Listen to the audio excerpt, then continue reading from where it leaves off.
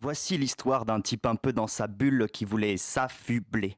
De jolies fables à fabuler pour qu'une belle le trouve fabuleux. Fastidieux, mais fin, studieux, il fit ce fait faste odieux. De combiner des mots pour qu'il la fustige. Et ce fut plus compliqué que de rendre pétales les fleurs qui furent tiges.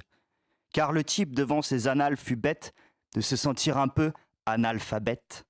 On ne s'aguerrit pas en s'entourant de 10 lexiques.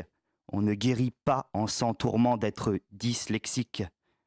Il voulait écrire une lettre d'amour avec un grand A, mais le A fut mal placé et la lettre mourra. C'est un ami qui s'est mis à lui enseigner la valse des mots comme on apprend à danser le Mia.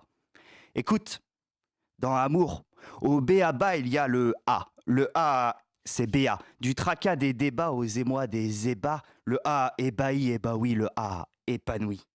Certains le résument au tralala et c'est assez bas d'abaisser le A dans l'ABC, de le blesser jusqu'à là-bas, de n'être capable du bla bla bla. Le A n'est pas un cas. Le A est là, il veut qu'on le voie, il va, il monte la voix. Dans Amour, ensuite vient le M. Le M. Celui qui sème les thèmes des poèmes et les parsèmes d'emblèmes, car d'emblée le M aime, sans barème. Ce beau MM du baba en bohème au bobo du système, il aime pour six même, tant que l'amour mène. Problème, après lui, il suit son voisin N. Après lui, souvent ça mène, car on n'aime pas sans haine. Mais si on regarde en arrière, on constatera sur cet abécédaire que s'il l'aime avant elle, c'était déjà un cas.